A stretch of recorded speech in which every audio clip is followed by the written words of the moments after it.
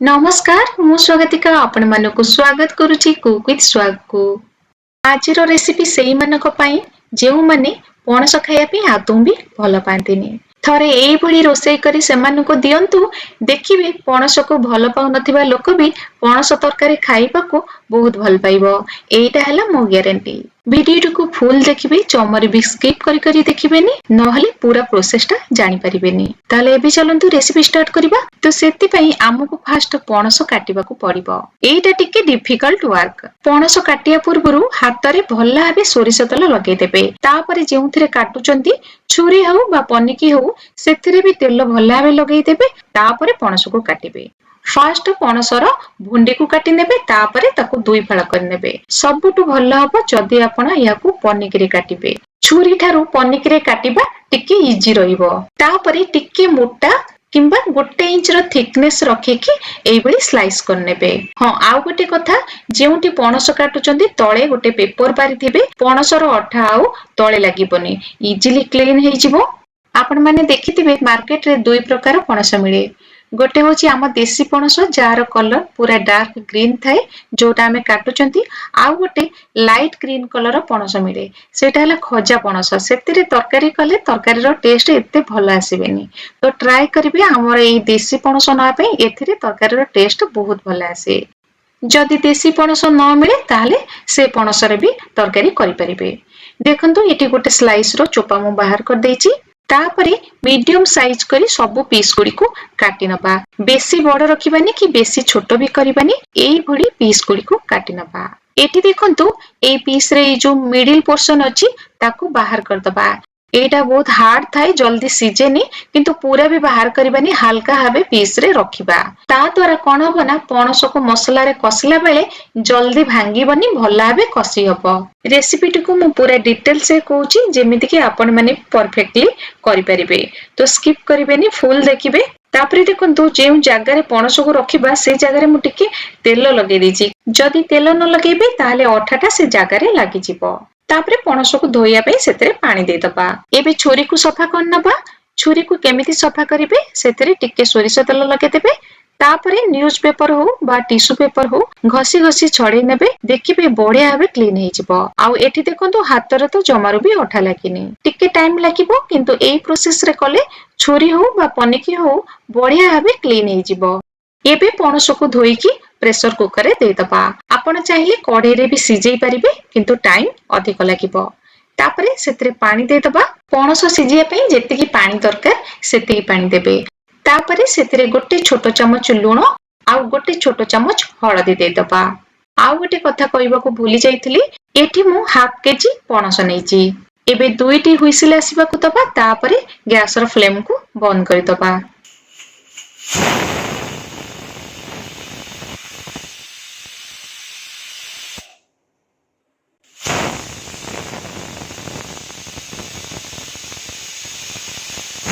Cooker रो pressure पूरा release हैला परे मु कवर खोलुची। एटी देखंतु पणस बढ़िया भाबे सिजी जाइची। जदि एई भली सिजी नथिबो आउ टिके सिजेइ नेबे। एबे पणस को पानी रु छाणी नबा। एबे गोटे मसला तयारी करिबा। सेथि पई कढ़ाई रे दबा 2 चमच गोटा धनिया, गोटे चमच गोटा जीरा, खंडे दालचीनी, 2टी गुजराती, गोटे बड़ इलायची, 4 रु 5टा लवंग आउ हाफ चमच गोलमरीच। एबे लो फ्लेम रे याकू ड्राई रोस्ट करनबा। हल्का भाबे टिके भाजी नबा। एई मसलाटा तरकारी रे देले तरकारी रो टेस्ट बहुत भले आसे।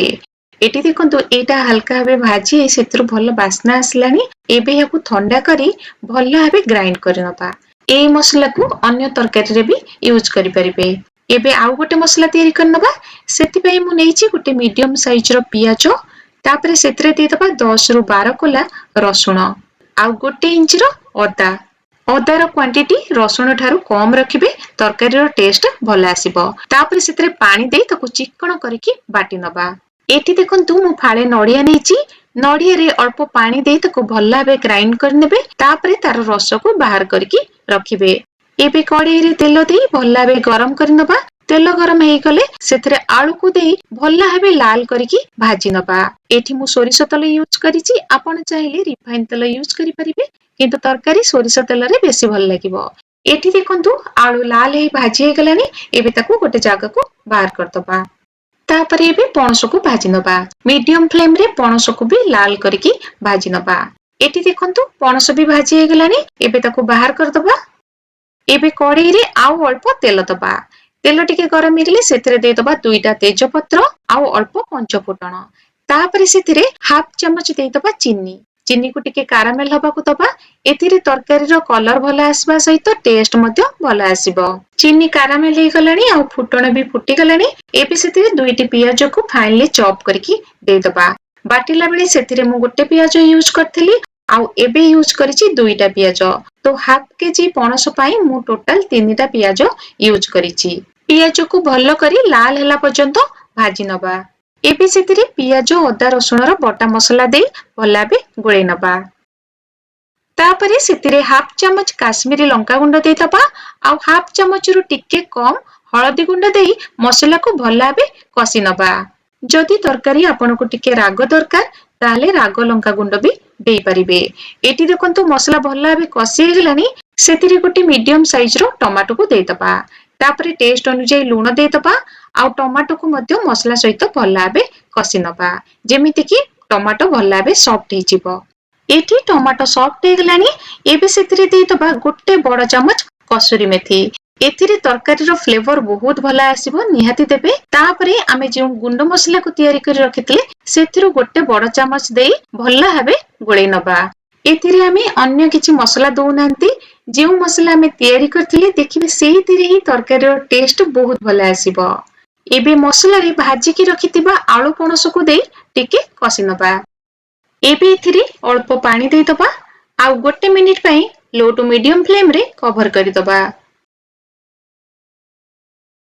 एबे कवर काढी थरे भल्ला बे गोळै नबा एटी देखंतु आलू पणस मसला सहित भल्ला बे कसी जाईची ऊपर को तेल उठी आसी एबे सेत्रे दे दबा नडिया रस मु आगुरु मध्य कहिची फाळे मीडियम साइज रो नडिया को पानी सहित ग्राइंड करी ताकू छाणी नेथिली याकू भल्ला बे गोळै नबा तापरे 2 रु 3 मिनिट पई लो टू मीडियम फ्लेम रे कवर करि दबा एबे कवर काढी तरकारी को गोळै नबा तापरे आउ थरे 2 रु 3 मिनिट पई लो टू मीडियम फ्लेम रे कवर कर दबा एही बळी तरकारी को टिके कसी नेले नडिया आ मसला रो फ्लेवर कठारे आसी जिवो जा द्वारा कि तरकारी रो टेस्ट बहुत बढ़ी जिवो एठी देखंतु तरकारी नडिया रस रे भल्ला बे कसी हे गलानी तेल भी ऊपर को उठी आसलानी आ आलू पणस भल्ला बे सिजी भी गलानी ए तरकारी रे बेसी झोल रहिबनी ग्रेवी टिके ठीक रहिबो सेति पई सेतिरे मु गोटे ग्लास पानी देइची एबे तरकारी को टिके फुटै नबा एठी देखंतु तरकारी रो कंसिस्टेंसी एई भଳି मोटालिया रहिबो एबे गैस रो फ्लेम को बंद करि दबा आ किछि टाइम पई तरकारी को कवर करि दबा तापरे सर्व करिबा पणस को एई भଳି रांधंतु खाइबा को बहुत भलो लागिबो एयाकू आपण रोटी परोटा पूरी किबा भात सहित खाइ परिबे वीडियो टी जदि भल लागितिबो ताहाले लाइक कर देबे चैनल को सब्सक्राइब करे भी जमरे भी भूलिबेनी रहिली नमस्कार।